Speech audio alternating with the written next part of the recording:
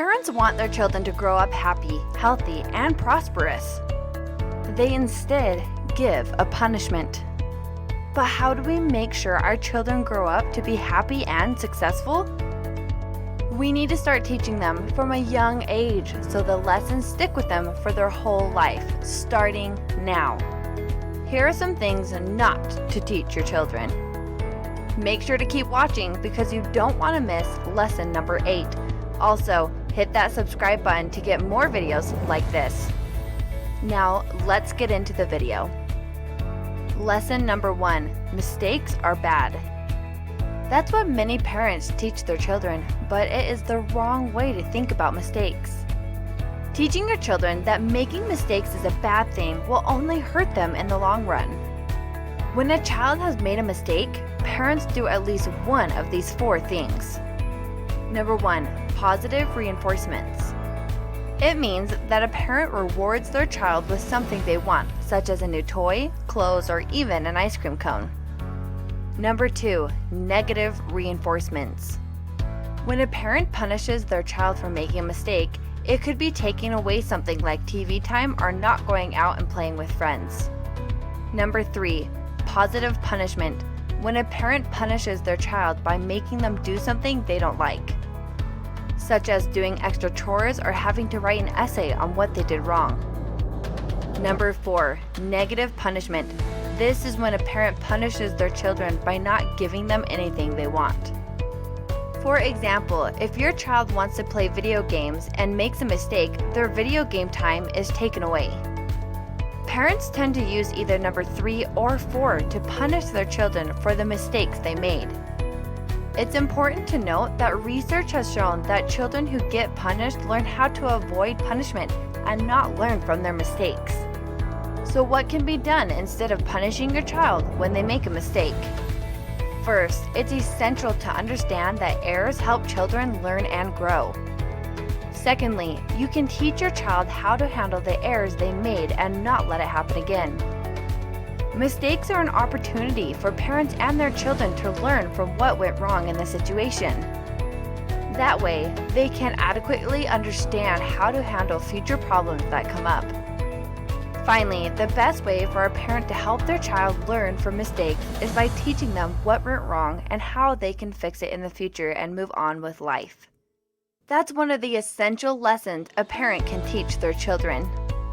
Lesson number 2, they shouldn't express their emotions.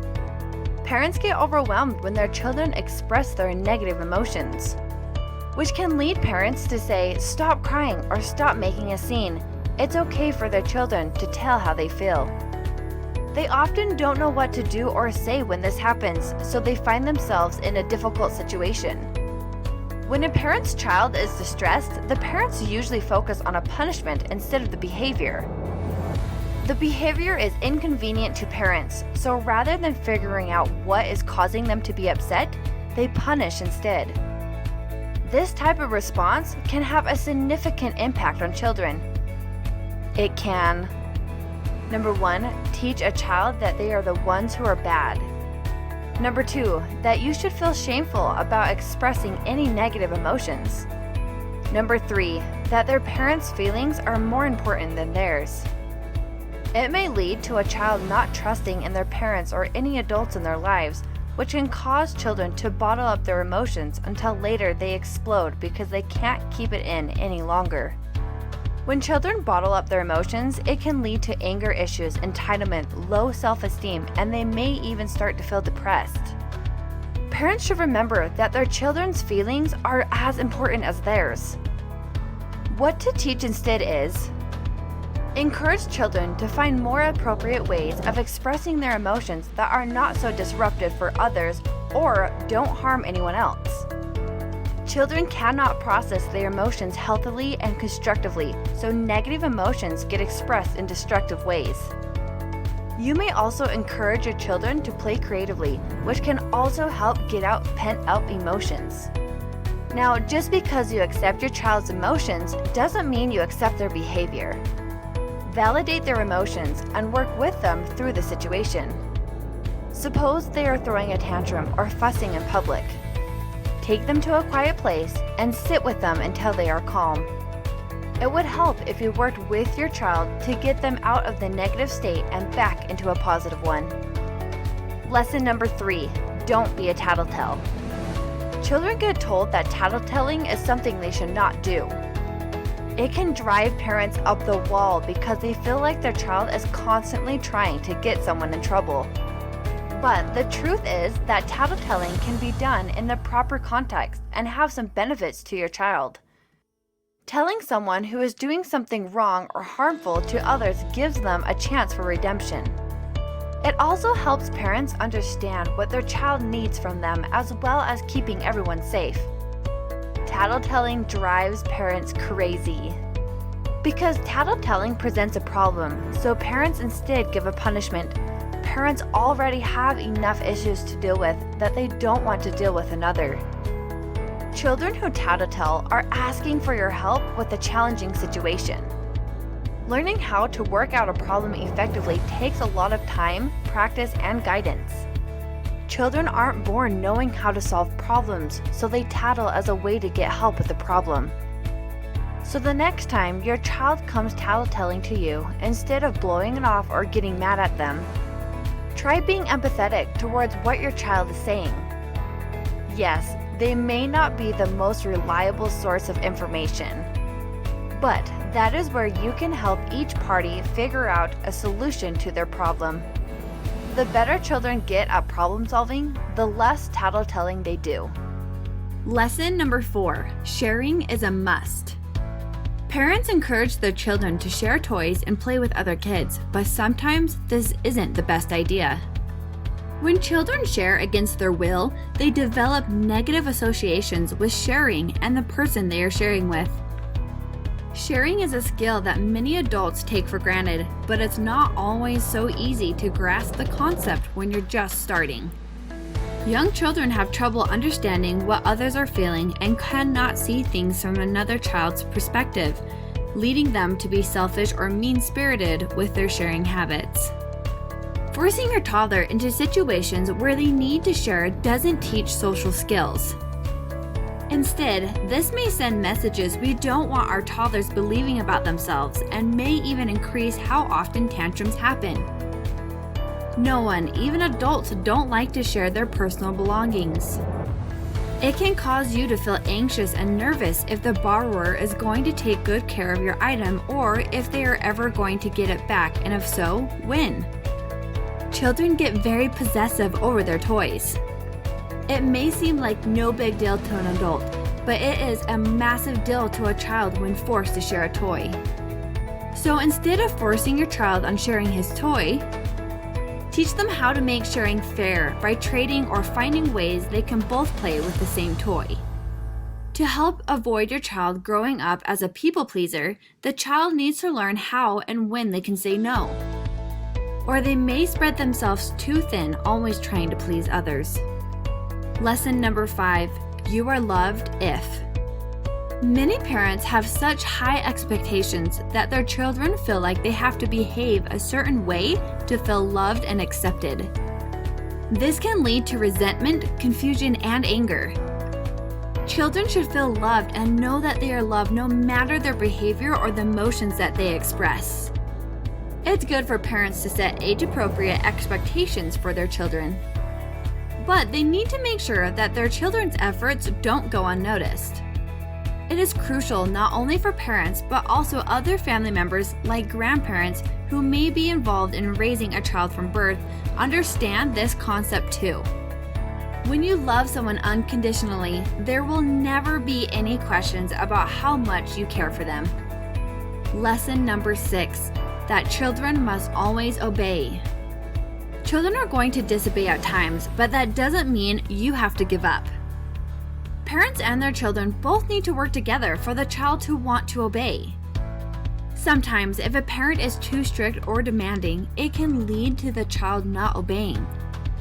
Asking a child to do something is always better than being demanding.